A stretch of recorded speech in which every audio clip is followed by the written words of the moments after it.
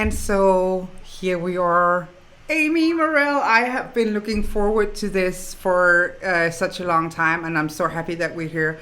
I hope you guys can hear as well and see as well. It's always interesting to see how all the technical stuff works or don't work. So anyway, coming to you, I am in a hotel room in Copenhagen after a full day of work. Amy, what time is it where you are at? It is 10 in the morning. So 10 in the morning, probably too early to have a cocktail, right? Correct. So welcome everybody. Whether you are with us live right now, let us know in the comments so that we know that you're with us. And if you're watching this afterwards, also still, hey, let us know in the comments because we love to connect with you guys. So my name is, for those of you who don't know me, my name is Rikke, and I am the host of these Cocktails and Courageous Conversations. And what is basically just two people hanging out in a bar, or not two people. It's Amy and I with all of you guys hanging out, talking about something that we're passionate about, and or something that we might be painful for us, and something that is relevant for ACT. And so I've asked Amy to introduce yourself. I'm so happy that you're here, and I feel like I've known you forever, and I think we've known each other from a distance in many ways. And so I'm going to let you introduce yourself to the lovely people here. So please tell us a little bit about yourself. Okay, so I'm going to introduce myself in a totally different way in a moment. But the professional side of me is a clinical psychologist. I work in a private practice. Just as of late, I was Kelly Wilson's very first clinical student, which is how I got introduced to ACT, and have been in love with it and doing it ever since.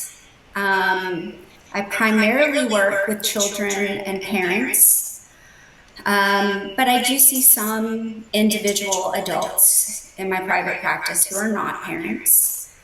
I said as of late because immediately after graduate school, 5 days after completing my internship, I took a job as a professor, and it really was my dream job for many, many years. And then it stopped being my dream job.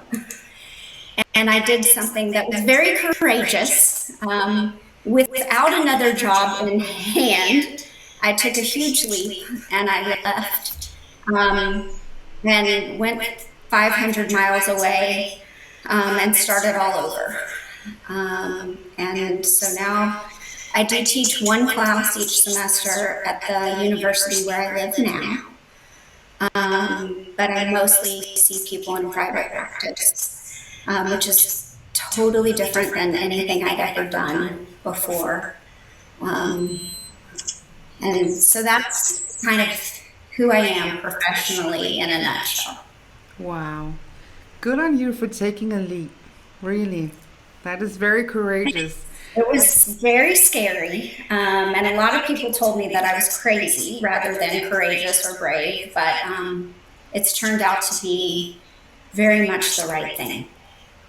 I'm so glad to hear that. I just wanted to tell you that we have Stine here from Denmark, I know, Agni from Poland, Diana from Florida, Shabnam from England, Selen from London, Leah Larsen, Eli from Norway, Christina from Romania, CJ from Vancouver, Canada, Melissa, Casper, Stine. All right, wonderful.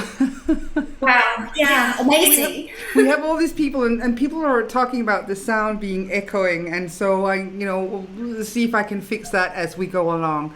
So Amy, I know that, so the book that I know that you wrote is The Joy of Parenting, that you and Lisa Coyne wrote, which is I believe is a self-help book for parents, right?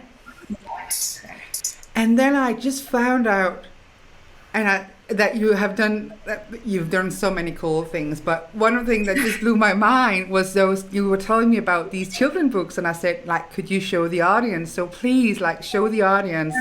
Sure.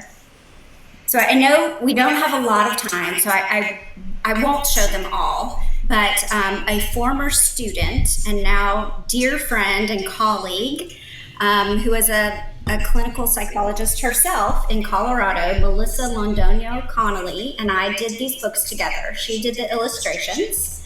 We did a series of picture books for children, one for each of the ACT components. This is I See Me, More Than One Tree, and it is about self as context.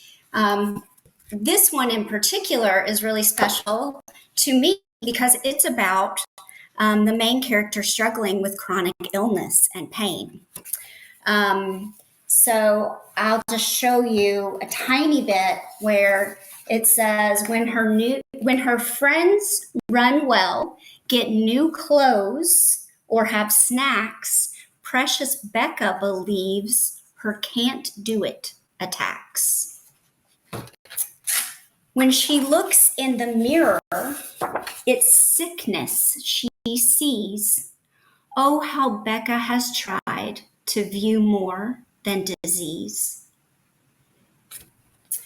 And so this whole book is about Becca learning that she's more than her sickness, that she's greater than her thoughts and her feelings about being ill. So that's the first one in the series. But then there's also a book about contact with the present moment, Becca Epps Learns to Be.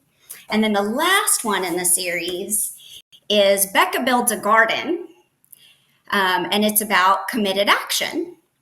And it is about Becca learning that there are internal barriers, some of them dealing with her illness, some of them that her illness causes some problems with focus.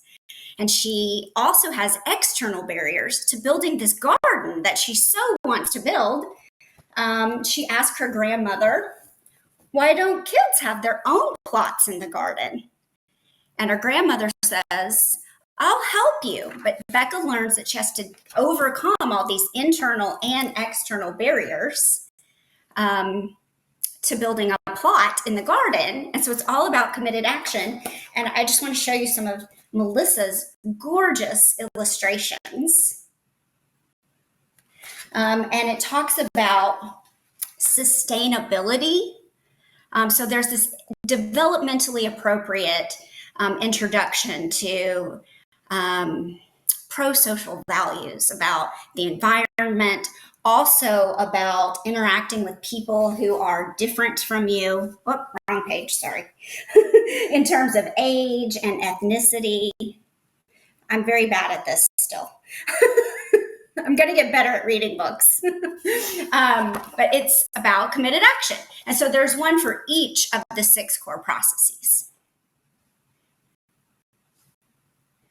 Wow. I love that. I love that, Amy. Really do. And Melissa and I. So I'm working on the sound here. Just know that if you see me doing stuff, it's just I'm trying to work on the sound so that we don't echo. Working on that. So I said, like, could you introduce yourself? And you said, I'm going to do that in a different way later on. So now might be a good time for that presentation, and also know that you actually have brought a presentation for us that you wanted to show. Yes. So I will go ahead and share that now. Right. Yeah. Okay, I got it now though. Great. Okay, so the title of this presentation, which will lead into a conversation, but I just wanted to give you a little background to sort of set the stage, is the Tif'eret of illness and pain. And I want to give you a little background about me from a different perspective. And you certainly don't have to read everything that's on these slides. They're not meant to be super aesthetic. I like I said about Becca, have some cognitive fog issues, and I needed to sort of prompt myself. Starting in my infancy and continuing to today, I have had seizures, asthma, fairly severe gastrointestinal issues. I got diagnosed with migraine headaches at age 7. And as a child, I experienced frequent sinus infections and bronchitis. I needed allergy shots. A couple of times my allergic reactions were severe and to really weird triggers. I had horrible neck and shoulder pain by middle school. I also knew my joints were slippy, as I called it, but that helped me be flexible and good at gymnastics. So I did not think of myself as a sick person. In undergrad, I started having unexplained weight loss, which was not good because I was already quite small, and horrific dizziness and tachycardia. My blood pressure became super erratic.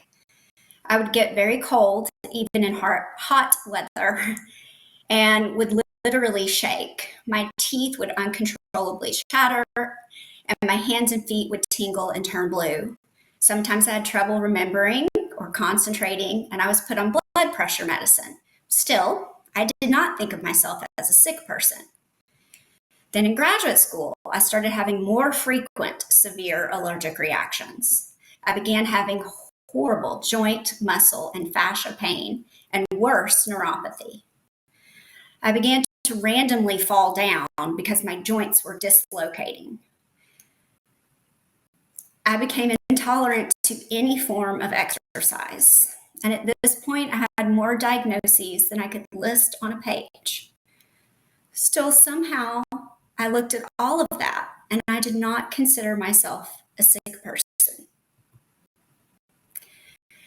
Then on January 20th, 2015, I went into anaphylactic shock on an airplane. I was coming home from a conference. From that point on, I had chronic anaphylaxis, which, without exaggeration, nearly killed me every single day for almost 19 months. I was reacting to ambiguous and previously safe stimuli, and I became both physically and emotionally traumatized.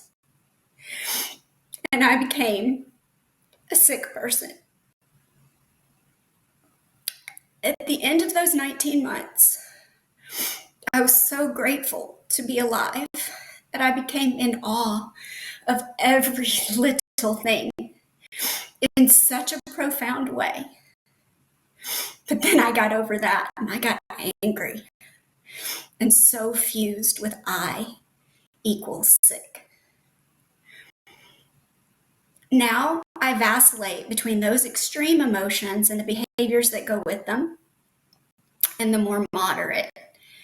I am a sick person and I am a wife, I am a daughter, I am a psychologist, and I am so much greater than any role that I play or any content that I struggle with or that I enjoy. By necessity, my world became much smaller on June 20th, 2015. I had no idea that June 19th, 6 years ago, would mark the last day of my normal life. Thankfully, I have learned a good holistic way to manage and even thrive on most days. Still, my life will never be as it was. I am truly grateful for the grace associated with acceptance every time I meet it, as chronic illness life, just like all of life, has lots of ups and downs. As I look for redefined vitality and richness, I have a true deep appreciation for how much connection to other people matters to me and how wonderful and amazing an ordinary day can be. In order to live this way, I rely on the characteristic of Tif'eret, which in short is a contextually dependent blend of expansive loving kindness and restrictive Judgment that's guided both by sort of book knowledge and experiential awareness that equates to an entirely different construct than either of them on their own. It's associated with the words whole, complete, and perfect, loosely mapping onto a blend of art and science and corresponding with the studies of soul and self. The translation is rough, but you can think of it as integration or balance, or as the melding of flexion and extension, or expansion and contraction, specifically to guide action. It fits perfectly with the idea of psychological flexibility and with my personal mission of having one whole life lived one moment at a time. And with chronic illness and pain, Tif'eret is a necessary process at all times because there's not one aspect of life that is not affected by chronic illness and pain. So this expansion and contraction is needed in all areas. Because Tif'eret is so similar to psychological flexibility, I figured that I would quickly illustrate a few examples from my own life about how ACT has been useful in the context of chronic illness and pain. These illustrations all come from my former Facebook post. When I picked these illustrations, I realized that I had over 90 such posts on my Facebook wall. Here, about acceptance, you can see where I mention that I have stopped taking some of my medications. There's expansion there. But even in the expansion of testing out new things, you can see the flip side, the guidance of using informed judgment, because I didn't stop taking my medications altogether. I just reduced some. And then you can see that I had a lot of symptoms as a result of doing that. So I had to use even more restriction.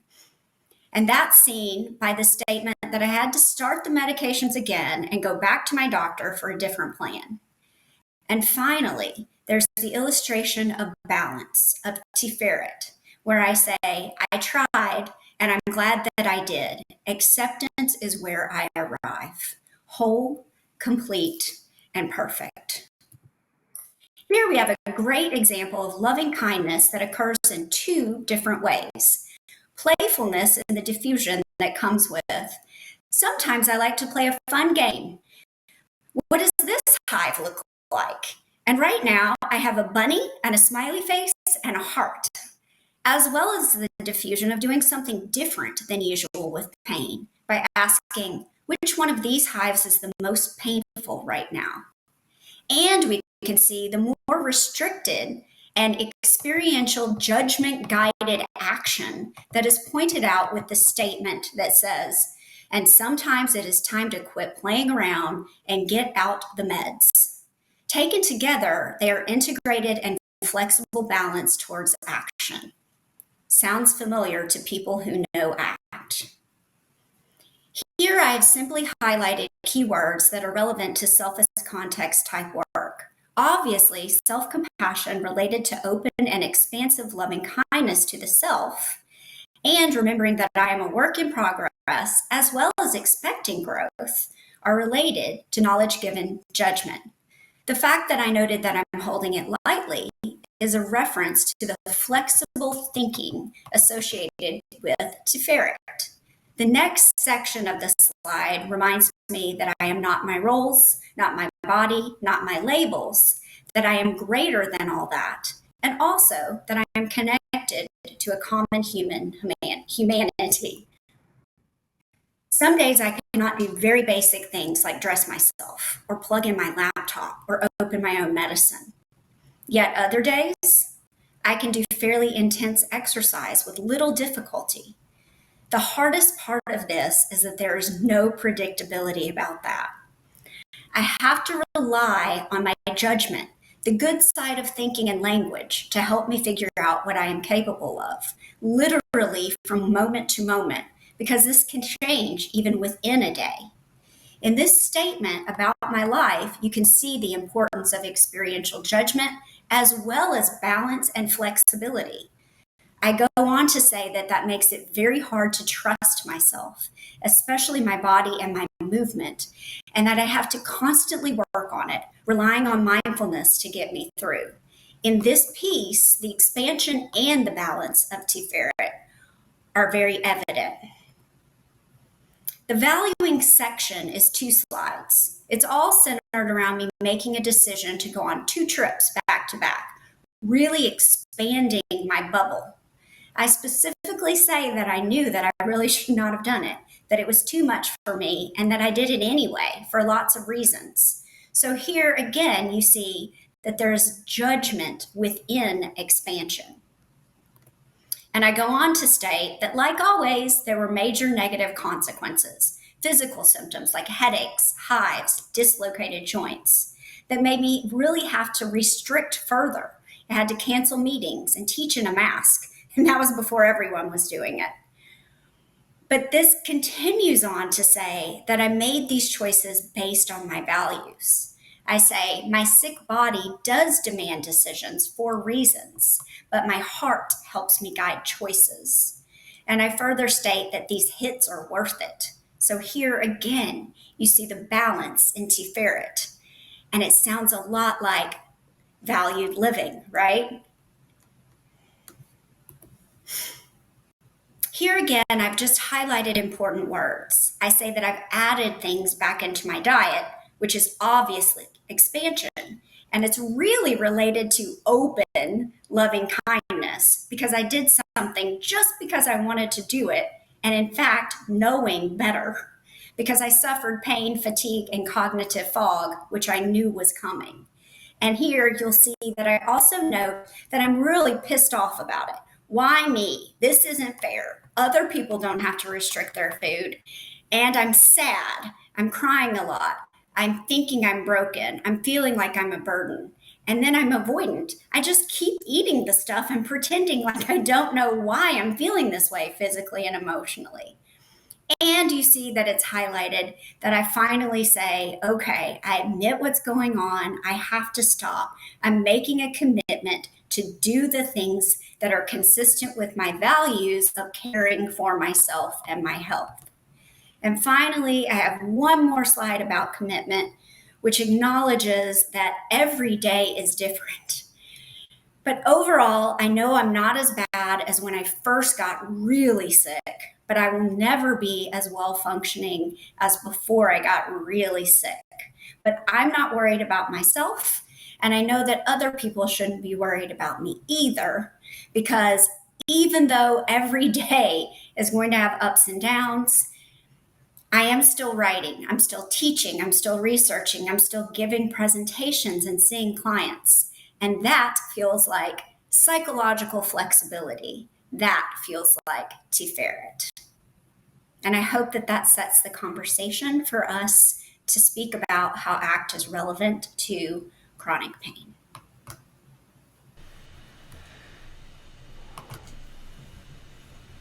Amy, thank you so much for sharing. I was like crying here behind the camera, and I'm guessing that might be the case for many people watching this.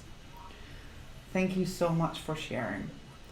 And so let's continue this conversation about ACT and chronic pain. And I was thinking that I think you have a unique perspective, because we could talk about this like from the chair of the person with pain, and also from the chair of the person dealing, as a therapist dealing with others' pain.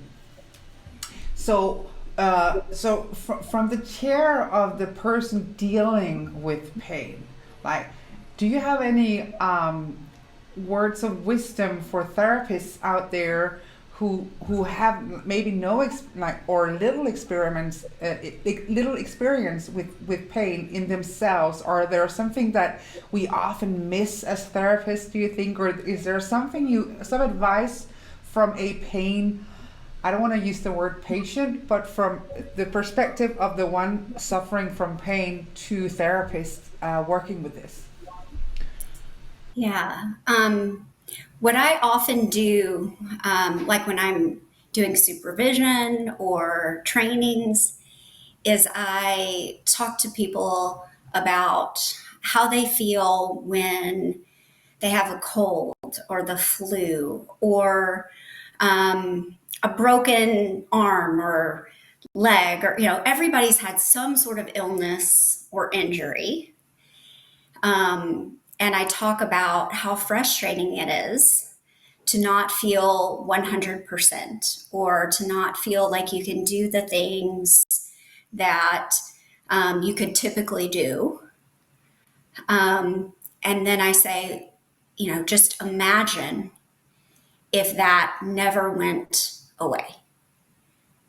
And imagine the despair that you would feel. And it's easy to talk about acceptance. It's easy to talk about a recognition that you are not your body or what your body is capable of. But just imagine if you felt like that all of the time.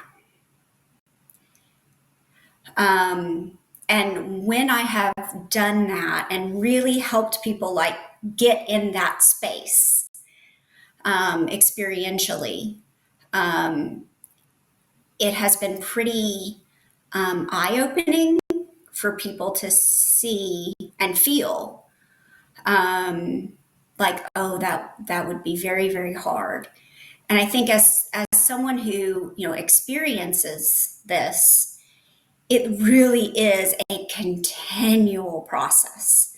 I mean, like, I feel like I deal with it pretty darn well. And still there are some days where I'm just like, oh, this again?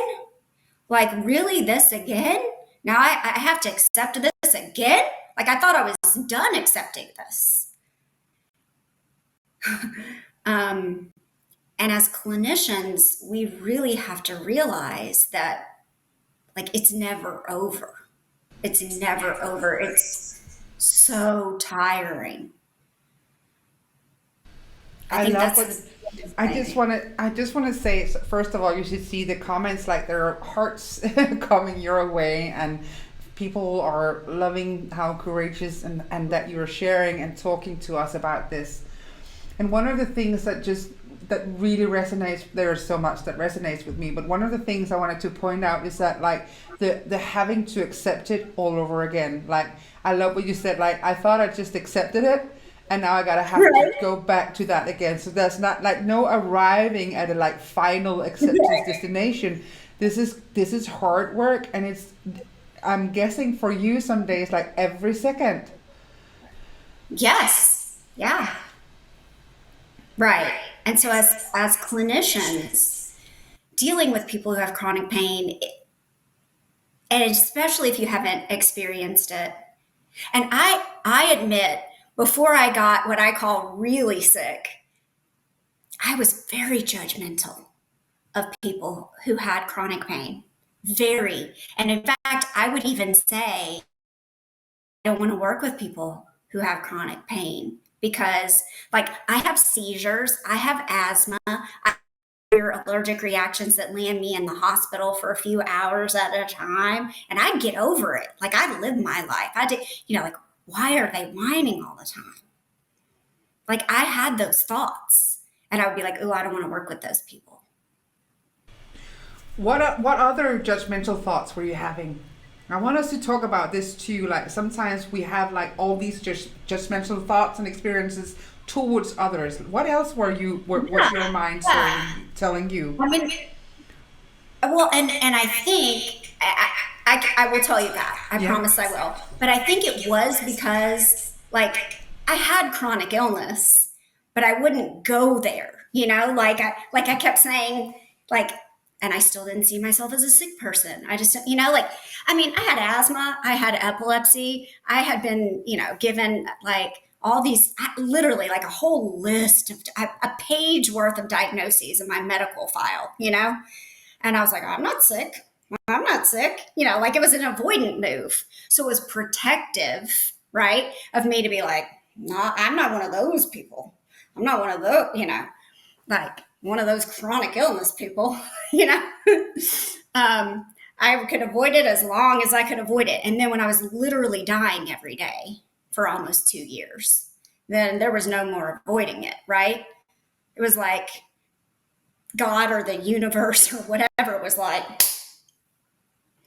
you are a sick person. What is that like? Like you were literally dying every day for 2 years. What is that? Well, that's when I teared up before. I know. It's hard to put words to it.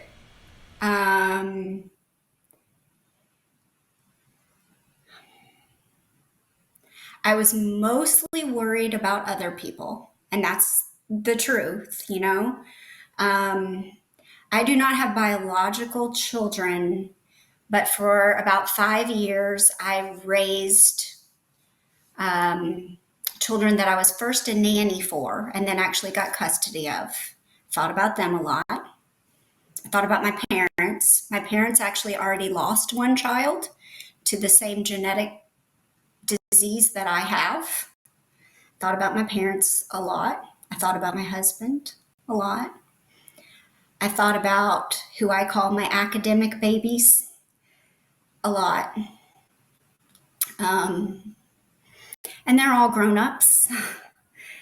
And they all, have families of their own, but we have very special relationships, my students and I, and they are family to me. I'm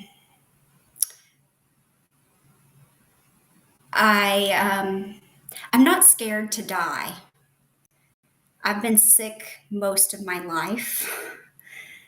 And it's something that I'm not afraid of. Although I can remember one night in particular when I was at home and I had already been in the emergency room and they sent me home and I just could not catch my breath. And they had already given me all this emergency treatment and I got in the bathtub. I'm not sure why I got in the bathtub. Probably wasn't the smartest thing to do. And I started seizing in the bathtub. And my husband couldn't hear me. And I tried to call out for him, and I just couldn't make noise. And he was just sleeping right through it. And I thought, I'm going to die here in this bathtub. And in that moment, I was terrified. Absolutely terrified.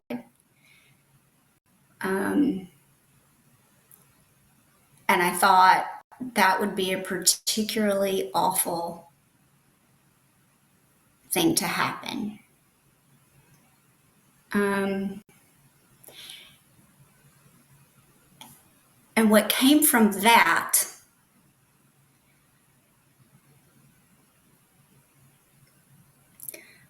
was this really, really intense, mindful, like, I'm going to pay really, really careful to what's happening in my body right now. And honestly, what got me through that, really, I really do think, was paying very, very careful attention to what was happening in my body in like a contact with the present moment sort of way, and then responding to it with like psychological flexibility. Like I was like, okay, I think what I need to do right now is just lay really, really still. And then I did that. And then I said to myself, I think what I need to do right now is some really big diaphragmatic breathing, like after I stopped seizing. And I did that. And then I listened to my body again and thought, okay, I think what I need to do right now is put my hand on my heart. And I did that. And I think what I need to do right now is some guided meditation about energy healing. And I did that. And that's what got me like through the night. I drained the water and I just laid in the bathtub. I did pull a towel down as well, like for my head. It was just listening to my body.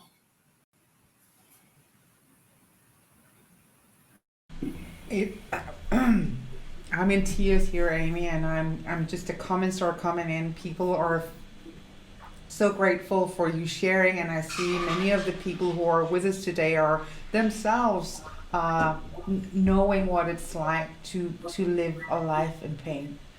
I know you told me before this, you just had your birthday.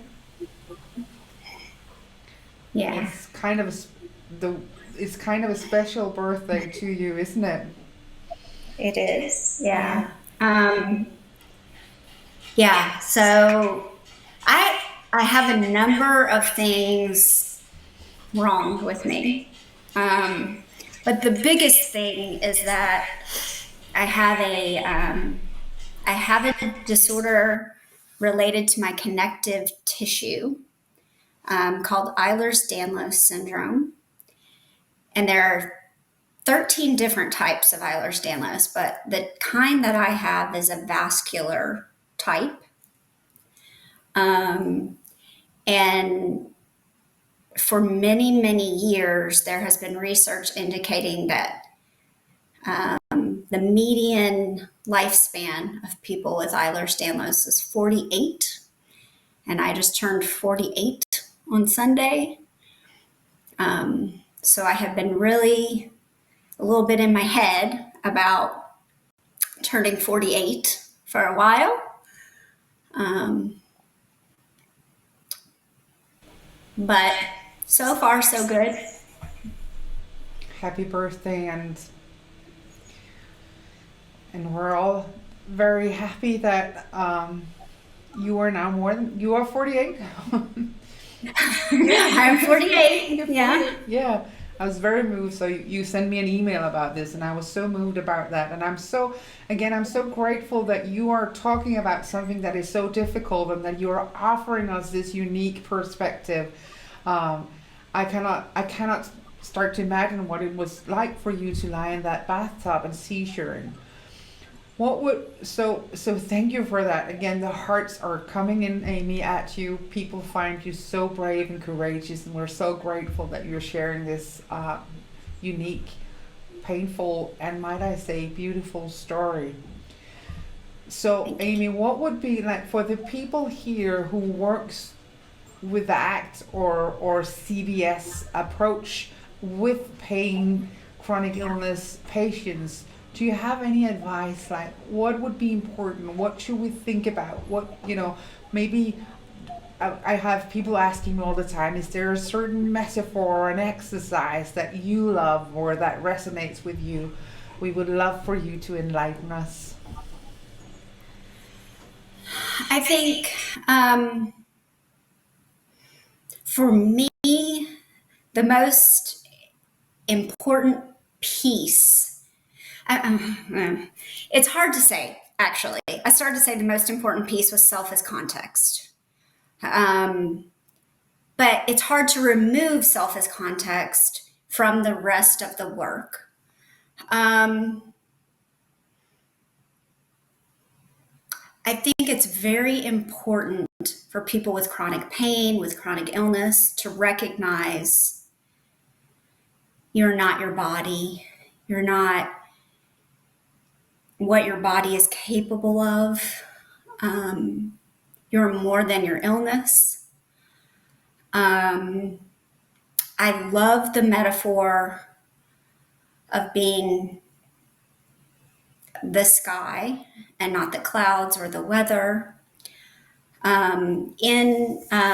I am going to push Melissa and I again, but in I See Me, More Than One Tree, the metaphor is that the individual is the forest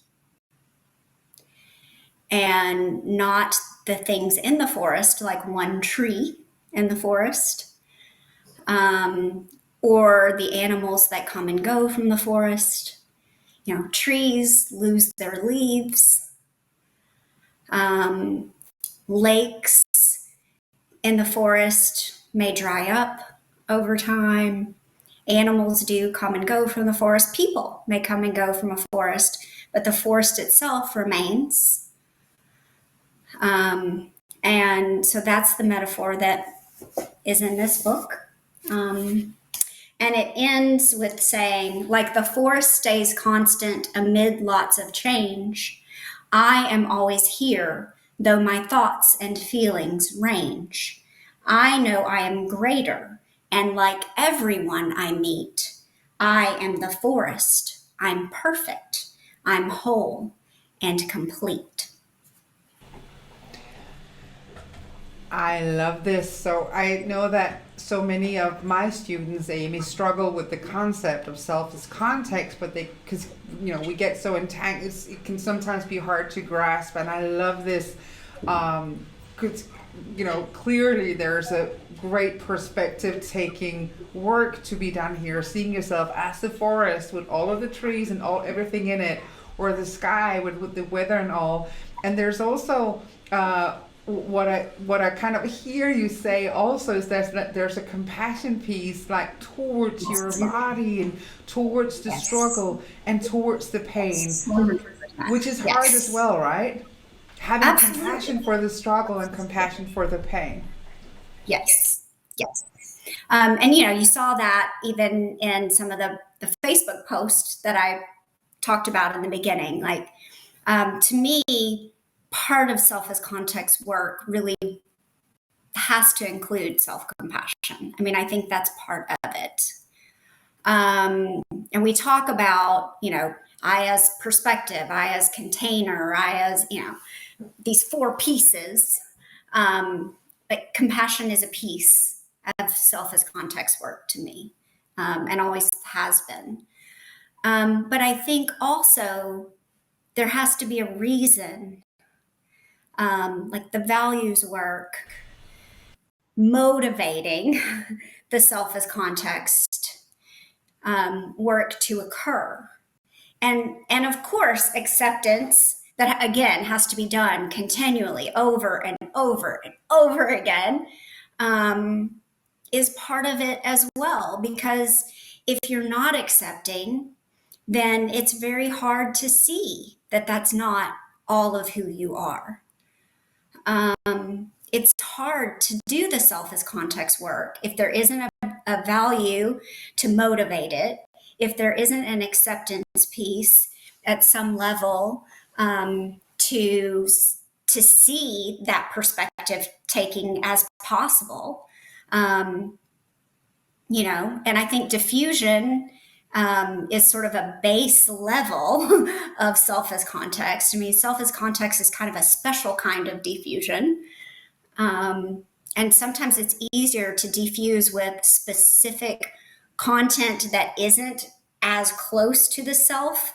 Like I used the example of hives on my slide. Well, it's much easier to be like, I'm not a specific hive than it is like, oh, I'm not this chronic illness, So, I mean, really, I think all of the pieces are important. But I do think there's a special thing about self as context. I so agree, and I love how you're like teaching out how these are interconnected, and I agree totally. I also see self-compassion as self as context work, and again, drawing on the values part. How do I want to treat my body? How do I want to, be towards myself and others with and without pain? And also, how would I want to treat my pain, right? Yes, absolutely. Go ahead.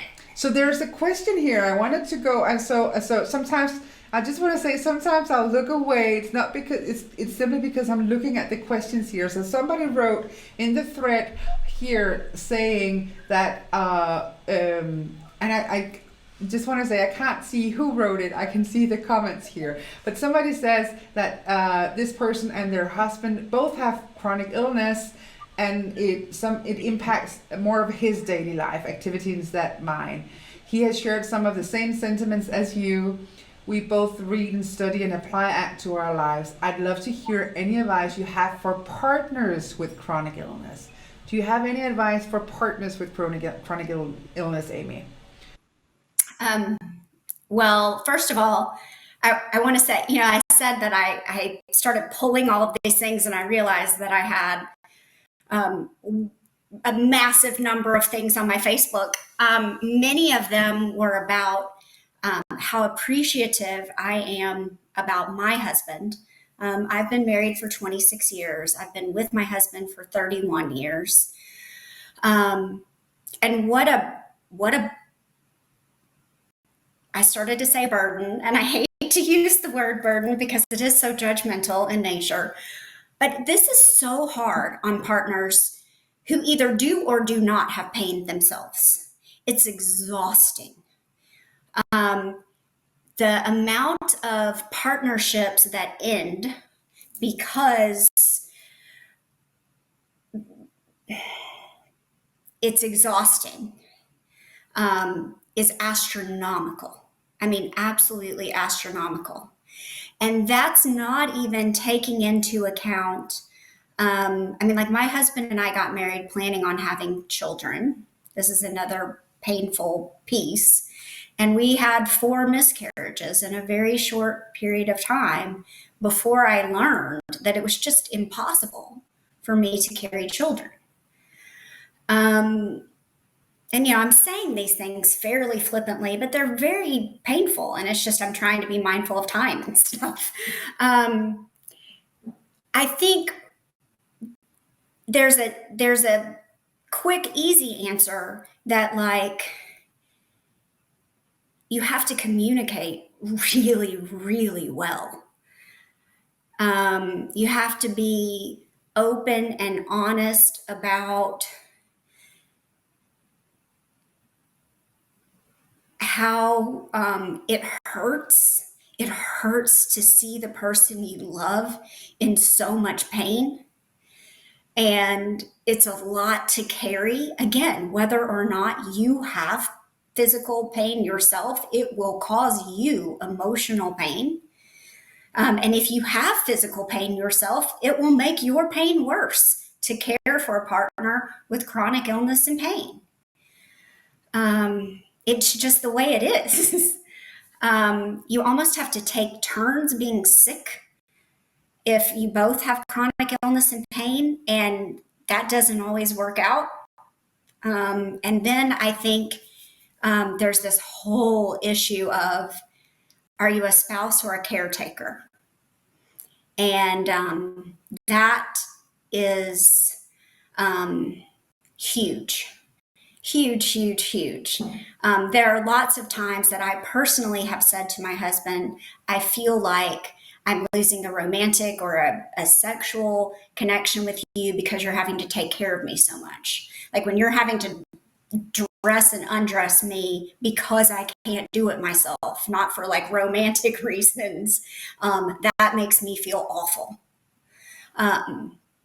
When you're having to literally pick me up from my vomit on the floor, which has happened way more times than I care to have happened, that makes me feel horrible.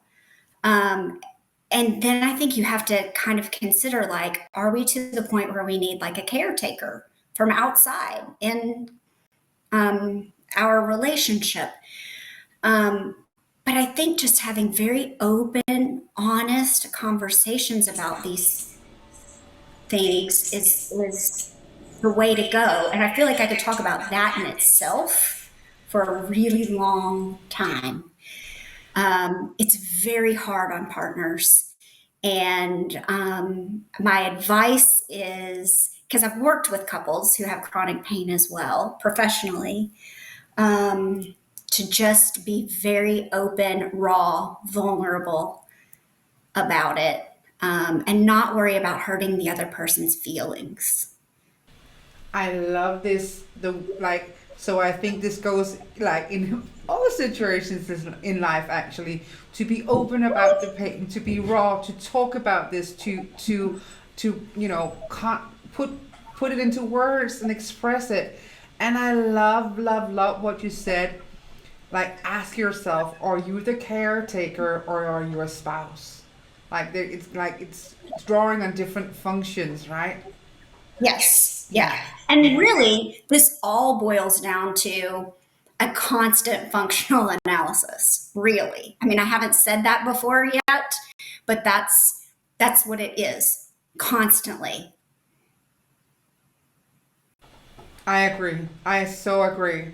And so I just wanted to say, so here's one more sharing with us, Shabnam, with chronic pain, and how and sharing about how this, continuing assessment of one's body can be so hard, right? And the continuous adjustment and the flexibility required to, when you are in that space. So beautiful, people sharing this. I'm going to ask you one more question from Eli here. I find it challenging as a therapist to be consistent and assertively supported about committed action when the pain keeps getting in the way of values work. I've become aware that I can get worried about the client thinking that I don't take their pain seriously and might end up being too nice, which is not helpful or functional, instead of really leaning into how difficult it is, like Shabnam was sharing earlier. So do you have any advice for us when we get into that space where we're like, what happens with committed action when pain gets in the way? How do we navigate in that? Yeah. Well, first of all, I just want to acknowledge that it is hard. Right? I mean, it's hard. It's hard with anyone, like with emotional pain, right? We never know how far to push, because you don't want to push someone too far, too fast. You can lose someone. You can hurt someone, right? Like when someone has a trauma history, we don't want to go too far with the exposure too fast, right? It's the same sort of thing. So some of it is that you experiment carefully, trusting your clinical intuition. And then if you push too far, too fast, you have to trust that people are whole, complete, and perfect. That people are not broken, that they may be in pain, that they may be ill. But there's never a point at which there isn't an opportunity to fix your mistakes. That you can do what you need to do as a clinician to clean up your messes and to move forward, because you're not broken either. Sometimes we do push too far, too fast, and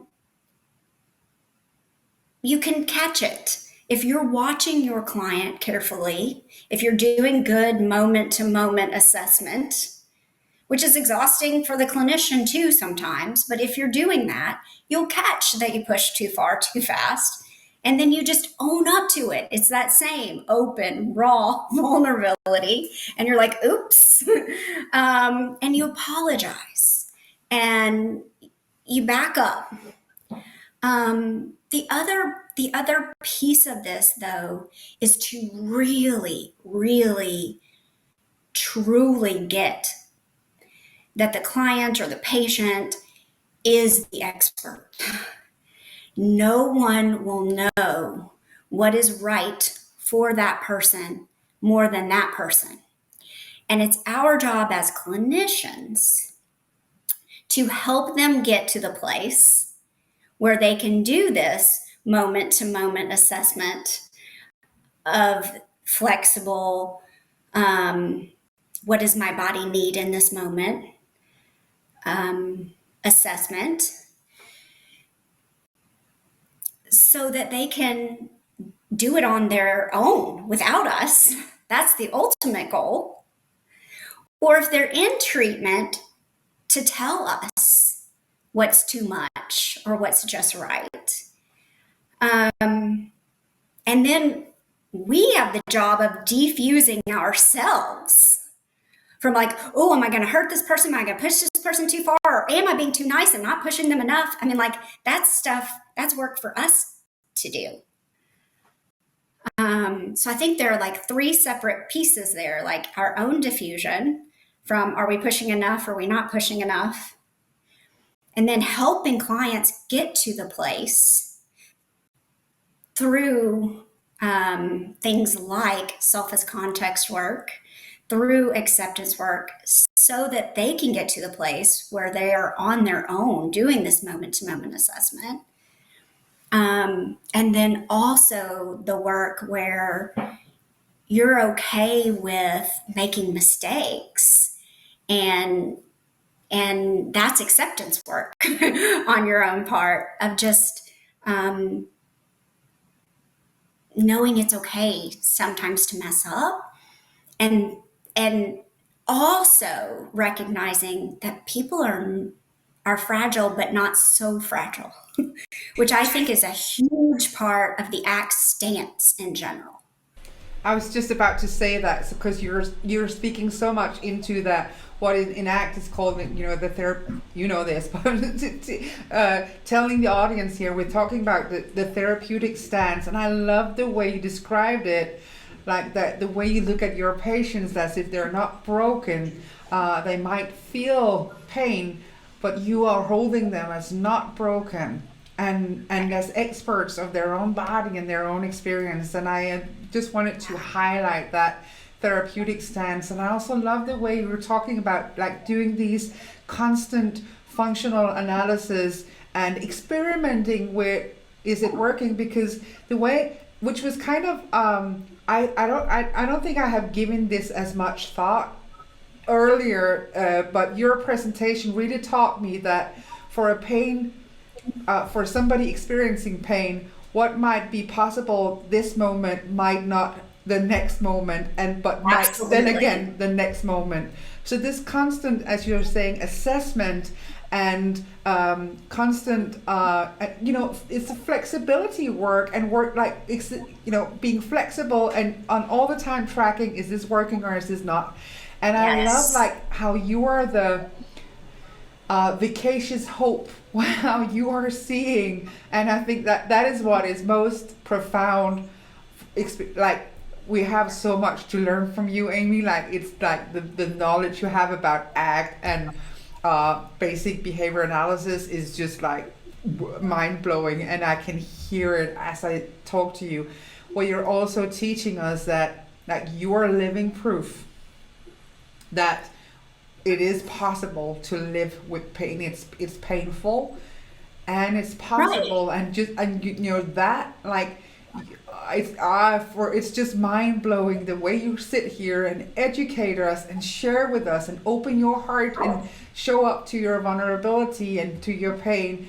It's just mind blowing, and I will take this with me when I work with pain patients, that to hold their pain in compassion, and also hold ourselves as therapists in compassion for the times where we push too much or too little.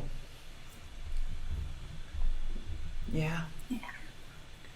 What was it like for you to share something that is so hard? Like, what's it like to sit here on air in front of a lot of people sharing this? What is that like for you? I have for the last several years been on a mission, and it has not been always, because like I remember when I was in grad school, I didn't talk about this stuff at all. And people had no clue that I was sick at all. But for the last several years, been like literally on a mission to be out loud about this sort of thing. So it didn't really feel that different. Although I haven't talked in as much detail. Like that particular night in the bathtub, I had only talked about that to a few people. That I hadn't really said out loud.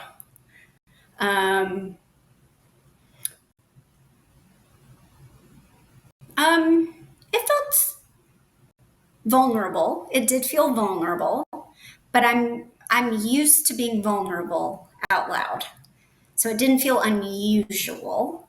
And so the reason why I'm asking you is because I Yeah. wanted to highlight the fact that you're, so I know you talked about this before, and it's Yeah. like, it's so hard, like it, even though one has talked about it, every time you lean into it and contact it, it is painful. And Yes. you are on Yes. a mission. You are on a mission to teach us and to tell the world, you know, to help us understand this better and to help us help each other better. Yes. So I just wanted to highlight the fact that you showed up here Yeah. and are doing something that is hard because it's important and because you care about, Absolutely. you know, Yes. your work. You care about us in here. You care about your clients. Yes. And it's just like I am I'm almost speechless, and I'm so moved by the way you are sitting here, giving us all these like act and behavior analytic terms, and also telling such a raw and vulnerable and beautiful story. It's just like watching a masterpiece, and I it's just so grateful. You should see the comments. Amy, people are loving this. So we're at the end of this webinar, and I hope we can continue this conversation, and that you might even want to come back in here sometime, because we need people who are passionate and who are on a mission, and people who are not afraid to talk about stuff that is difficult and show themselves vulnerable. So people, if you are with us now or if you're watching this later, please share your love for Amy. In the comments, please share your experiences. I see that people in here are struggling with pain, and people in here are struggling with how to work with pain. Let's keep this conversation going. Amy and I will go through the comments later on and read them. And so thank you everybody for being here. And Amy, I cannot begin to express my gratitude and how much of an inspiration you are to me and to us, to everybody out there. So thank you so much for coming, and good. So we wish you all well. Do you have a closing remark for people who are watching you right now, Amy? Just thank you for listening. Thank you for having me here, Rikke. It was lovely to be here. Thank you.